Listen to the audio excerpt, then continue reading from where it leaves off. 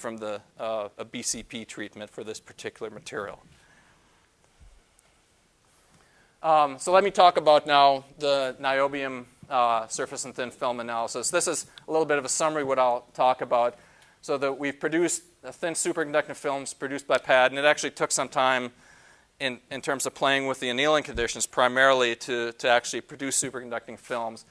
I believe now we're sort of at the best TCs of maybe 10 Kelvin or slightly less than 10 Kelvin. With the current deposition and annealing parameters, we're pretty sure that the films are mostly nitrogen poor, and it turns out that there's also some other phases of niobium nitride, not the one-to-one stoichiometry, but substoichiometric in the perspective of nitrogen that are also superconducting. So we may be actually in one of those phases, and it's actually somewhat difficult to tell from the X-ray diffraction so far. One thing that's important, especially in this deposition method, is that low oxygen content in these films is critical for yielding superconductivity. Now, we've discovered that if the annealing is done in a poor atmosphere or there's some other oxygen contamination issues that we have to deal with, that if you end up above about 5 atomic % oxygen, that kills the superconductivity. So we have to try to stay below that, and from that we start to get good films. Another issue is incomplete coverage, and that's what I talk about there. Those are pinhole issues where we're actually seeing through these thin films, and these films right now are on the order of I guess for a single spin-coated layer it's about 20 nanometer, and for what we've typically been doing is 2 spin-coated layers and then processing them through annealing end up being about 40 to 50 nanometers in thickness. So in any case, the pinhole issues need to be resolved. The films aren't continuous. And I'll show you some AFM pictures here. You can get a feel for that, hopefully.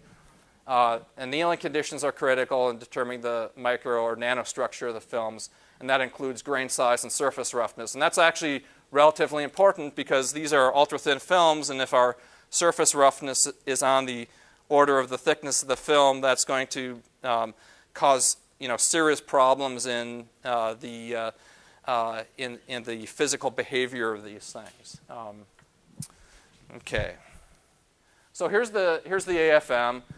Right now, most of these depositions for the pad, for the niobium nitride pad, have been done on alumina, C-cut alumina.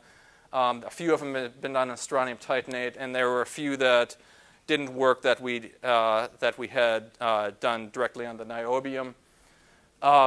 So this is the topographic image, and this is the phase image. The phase image tells us something about the hardness of the material, and in some cases it matches or it corroborates sort of the information we get from the topographic image, but in other cases you can get additional information from it.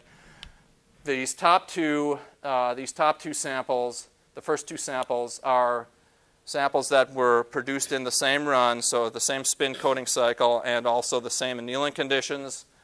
And the difference there is that they are different substrates, alumina and strontium titanate. And you can see that the thin film morphology is much different for the two. So what this is telling us is that the substrate matters in the context of what we end up with in the both grain size and also thin film morphology, including the surface roughness. Now, you can see that these are about 40 nanometer. These are nominally about 40 nanometer thick films, and the surface roughness is 25% of that for this particular case. Obviously, we will want to be much lower than that. This one is, so these are 1 micron by 1 micron scans with the AFM. The bottom one is a different sample that was a different run that was put on a sapphire again. This is a larger scan, so I apologize for the change in the scale. This one has a very high surface roughness, and you can't see from this image. It's not big enough. I apologize, but in the phase image, for some of these dark areas, you end up seeing white lines. And we believe that to be the incomplete coverage I was talking about, where the underlying alumina is showing through. So in the growth of this material, we basically have cracks in the surface. So it's incomplete coverage, and the alumina is showing through. And that's certainly, yeah, I guess I can see it on the screen here, but I can't see it up there. That's certainly something that we will have to deal with in the context of making a much better material. So let's talk a little bit about the XPS on these. These are XPS survey scans of niobium nitride produced by the pad process. This is on the surface. And of course, since it's come through air, we see carbon contamination and oxygen contamination. There's some other contaminants that we've sort of had to deal with. There's silicon on the surface. And then there's also aluminum peaks that are showing through. That's again likely to be, in some cases, it's from this incomplete coverage issue we had talked about. But we believe there to be some cases where, due to the relatively high temperatures, there's probably also aluminum diffusion from the alumina into the material. Because again, remember, these are ultra-thin films, so we have to think about those sorts of issues as well. So after 10 nanometers of sputter cleaning, the oxygen is way down. It's not down as far as we'd like, but oxygen is way down. The aluminum is still present, and we see niobium peaks and nitrogen. The niobium to nitrogen ratio here is measured to be 1.7, so these films are nitrogen deficient. Actually, when I show the Auger, the relative sensitivity factors we use there are not correct, and it'll look like the nitrogen is actually a little bit enhanced. But just remember that those sensitivity factors are not correct, and I'll remind you as well. The Auger, and in fact, here's the Auger profiling. This was a film that shows no superconductivity. So, and one of the big issues here is, I'm not sure if you can see the colors, but this trace here is the oxygen level, and through the bulk of the film, through the bulk of the niobium nitride film, the actual aluminum substrate is past this last line here.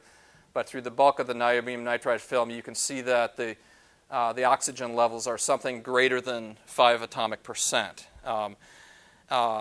Now, and I'll show you a good film, film that actually shows superconductivity where the oxygen levels are much lower. The surface obviously is altered as well because there's some oxidation of the material, but then within less than 5 nanometers, we get into a pretty much sort of steady state of stoichiometry.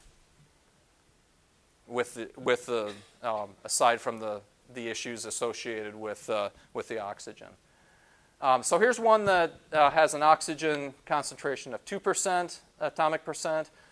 This one showed TC of 9.5 Kelvin. And there's the profile. Oxygen obviously goes up at the end because we're starting to see alumina, starting to see the underlying substrate. But oxygen through the bulk of the film is nice and low. This is an XPS of a point at about, the 8 nanometers into the sputtering. And you can see that this is where the oxygen would show up. Oxygen is very low. Carbon is very low. We see niobium and nitrogen. So this ended up being a pretty good film. It would be nice to have TC up close to 16. We're not there yet, and that probably, at least in part, may have to do with crystallinity of these materials, and that's something that's going to have to be dealt with in the context of the annealing conditions. Again, one that has excess oxygen in the film. Here's the profile. There's the oxygen level. You can see it's. You can see that it's higher than we would like. About 5% in the bulk of the film. In this particular one, this is one where we're pretty confident that the aluminum signal that we see through in this has to do with incomplete coverage of the film on top of the sapphire substrate. All right, let's talk a little bit about MgB2. These are the ones produced by STI by this co-deposition method, which I showed. These are tending to be very high quality films. TC looks good. Stoichiometry in general looks good.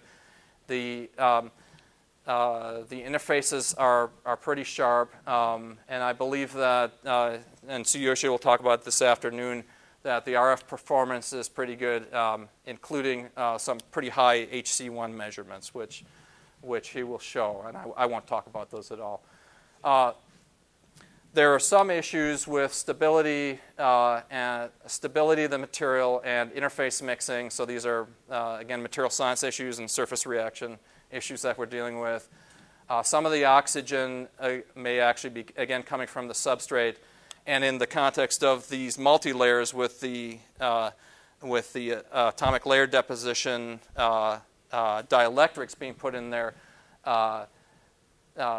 these dielectrics are, so far, the ones we've looked at are oxides, and some of the oxygen may be coming from there. This next thing is a little bit of an aside, but this is one of the methods we've used in the surface analysis for these things. And when we do the Auger profiling, there's an overlap between the boron and the niobium peaks. So in that context, there might be some difficulty in separating those two. And what we use is principal component analysis. And you can see that the boron spectrum is fundamentally different than niobium spectrum. And you can, in the normal case, those would overlap, and it would be difficult to separate. But we can use principal component analysis and a linear sum to fit those two and to separate those in the Auger profile. Likewise, we can also distinguish between magnesium signal that's part of MgB2 and magnesium that's part of MgO. And I'll tell you why that's important, because in a second here, you can see there's a chemical shift between those two. These are all magnesium peaks, but there's a chemical shift between the magnesium, the MgO, and the magnesium, the MgB2, and we do the same separation to try to separate those in the Auger profiling. Okay, so this particular one is a relatively thick film. The surface of a relatively thick film of MgB2. We sort of see everything and in fact that's been transferred through air. We sort of see everything that we expect to see. Here's the carbon 1s. We see hydrocarbon contamination at the surface. We see carbonate formation from CO2 in the air reacting with the magnesium. Let's see, that guy got flipped around. No, actually, it's okay. So this is the oxygen 1s XPS. This is, again, contamination from air. There's several different chemical states that are part of this. Here's the magnesium 2s. Again, there's several peaks underneath this manifold, and there's at least 2 chemical states of magnesium. We know this from the other spectroscopy as well. Magnesium carbonate, MgB2, some various types of Mg oxide. And then here's the boron XPS, where we have boron as a metal boride form, boron as a partially oxidized metal boride, and then more stoichiometric boron oxide. Now, as I said, this was a thick film, 100 nanometers. Turns out once we started going to the thinner films, and we don't totally understand this at the moment. It may have to do with incomplete stoichiometry, but the very surfaces of these things were completely depleted in boron up to something greater than 10 nanometers. And so the thin films were on the order of 50 nanometers or less. The ultra-thin films were on the order of 50 nanometers or less. I don't know if I have an example here, but the very surface up to, say, almost 15 nanometers were completely depleted in boron. So the reaction with atmosphere has completely removed boron from those surfaces. And that's something we may have to deal with in the context in trying to do these multi-layers. So here's an Auger profile.